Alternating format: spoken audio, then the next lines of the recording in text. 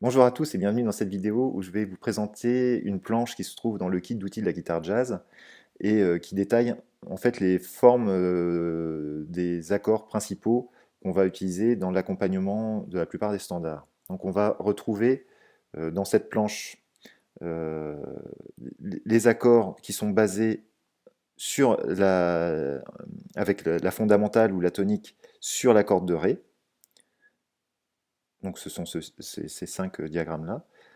Ou alors, si on base l'accord sur la corde de La, on a ce diagramme central ici qui regroupe toutes les informations, et ici les 5 déclinaisons pour pouvoir faire les accords majeur 7, 7, mineur 7 quinte bémol et diminué.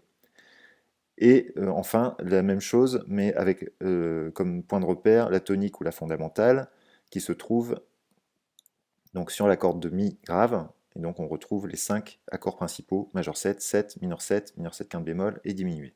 Donc ici, pas encore d'accord de 9e, de 11e, de 13e, mais de toute façon, quand on aborde un standard sur un reelbook, les accords représentés sont la plupart du temps ce type d'accord-là, c'est-à-dire les accords majeur 7, 7, mineur 7 quinte bémol et diminué. Il faut savoir aussi que de toute façon, si vous rencontrez un accord 9e, 7 dièse 9, bémol 9, on peut remplacer tout ça par un accord de 7e, puisque c'est avant tout un accord de 7e.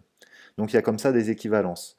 Hein, si on joue un accord, si vous rencontrez un accord 6, par exemple, ou un accord 6-9, on peut remplacer ce type d'accord par un accord majeur 7, c'est tout à fait possible.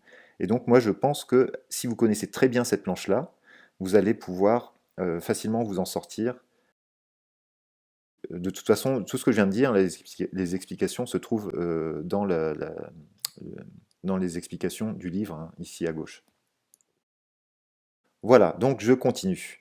Une chose qui est pas mal aussi, là que j'ai fait, c'est une sorte de code couleur. Alors ça fait un peu flashouille comme ça, mais bon, c'est sympa parce que ça permet de comprendre un petit peu comment sont positionnés les intervalles les uns par rapport aux autres. Donc tout en bas là, de la page, je vais avoir une barre avec différents secteurs de couleurs. Et en fait, chaque secteur représente un demi-ton.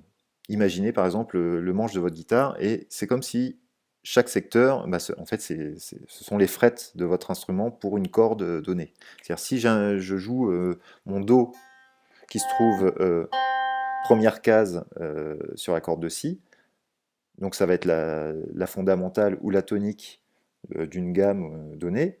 Donc juste à côté, la case d'à côté, en deuxième case, c'est la seconde mineure ou la bémol 9 qui est donc à un demi-ton près de ma tonique.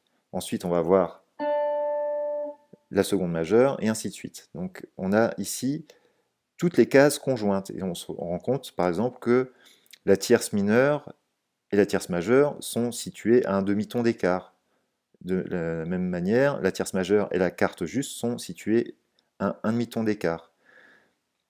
Alors, je continue. Par exemple, entre la quarte et la quinte bémol ou la quarte augmentée, il y a un demi-ton d'écart. Alors, c'est très facile de visualiser ça sur une échelle linéaire, mais quand on est sur le manche de la guitare, c'est beaucoup moins évident parce qu'il y a les changements de cordes. Vous voyez, si je prends le diagramme juste au-dessus, on voit que la carte, donc j'ai conservé le code couleur, hein, la carte en rouge qui se trouve ici, bah, normalement, on devrait avoir la quinte bémol ou la quinte bémol ici, qui se trouve juste à côté, ce qui paraît logique, puisqu'on a la tierce majeure qui est juste avant.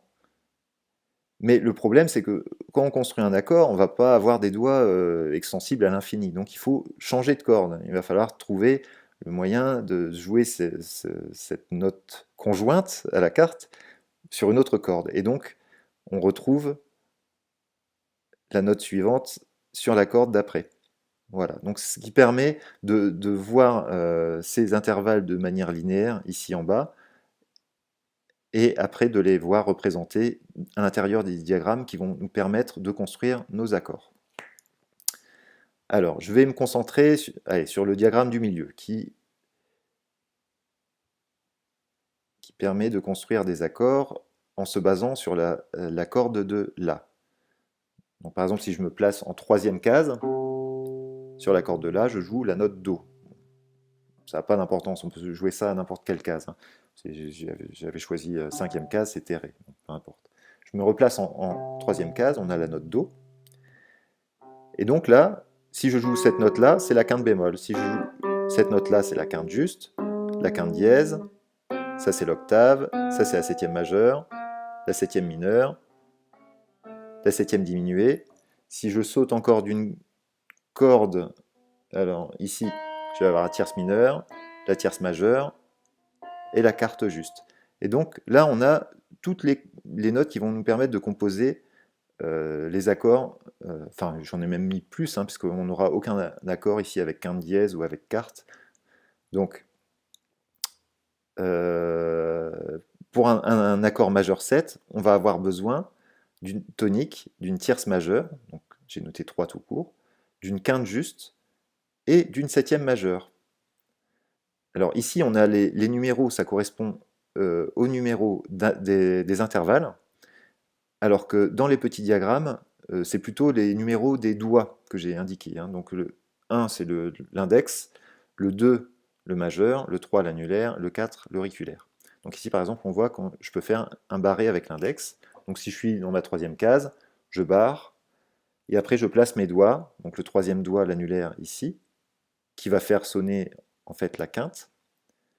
Le majeur, le deuxième doigt ici, qui va faire sonner la septième majeure, et mon petit doigt, l'auriculaire, ici sur la corde de Si, qui va faire sonner la tierce. Et donc on va bien avoir les sons toniques, tierce majeure, quinte, septième majeure.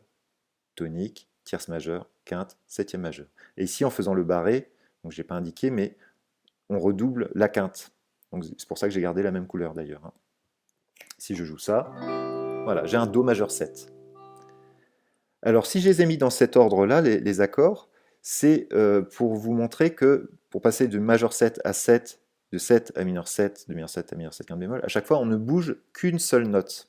C'est-à-dire, regardez, on est en Do majeur 7, si je passe de Do majeur 7 à Do 7, on a plein d'éléments en commun. La seule chose qui va changer, c'est ici la septième majeure qui va disparaître au profit de la note qui va se trouver sous le barré. Donc la septième majeure descend, passe en 7 tout court, qui est en fait la septième mineure. Donc voici un Do 7. Donc on a Do majeur 7 et Do 7.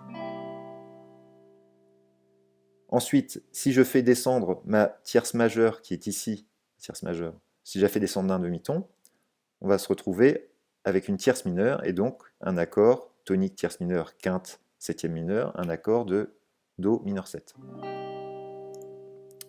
Je fais descendre ma quinte en bleu vers ma quinte bémol en rose, ou fuchsia, c'est une très tendance.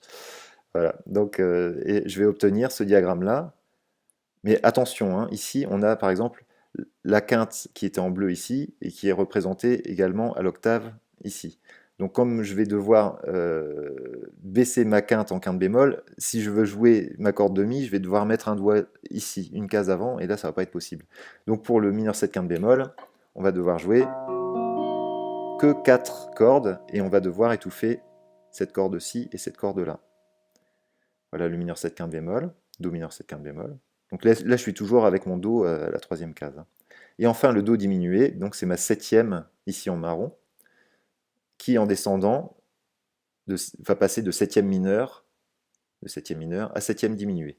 Donc de septième mineur à septième diminué.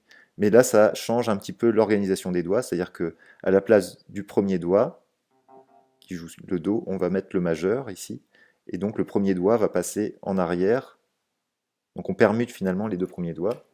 Et on se retrouve avec le Do diminué. Donc si je joue toute la ligne, Do majeur 7, Do 7, Do mineur 7, Do mineur 7 quinte bémol et Do diminué. Voilà comment se présente donc cette planche qui va vous permettre de jouer avec tout de suite le bon doigté et de comprendre ce que vous faites quand vous jouez des formes d'accords à 4 sons. Donc s'il y a une planche qu'il faut vraiment travailler et mémoriser, c'est cette planche-là. Et s'il y a deux formes à bien connaître, alors moi je vous conseille, c'est d'abord de travailler la forme en partant de la corde de Mi et la forme en partant de la corde de La. Avec ça déjà, vous avez donc 10 formes d'accords et vous pouvez déjà faire pas mal de choses. D'ailleurs, je crois que j'avais fait une vidéo qui s'appelle les 10 accords de base de la guitare jazz, et en fait, je m'appuie sur ces 10 formes essentiellement sur ces 10 formes d'accords-là. Voilà, j'espère que vous avez aimé cette vidéo. Il y a plein d'autres choses dans ce kit, donc n'hésitez pas à le télécharger. Si vous avez des commentaires, vous pouvez laisser des commentaires. Si vous avez aimé, mettez un petit pouce bleu. Et je vous dis à bientôt pour une prochaine vidéo.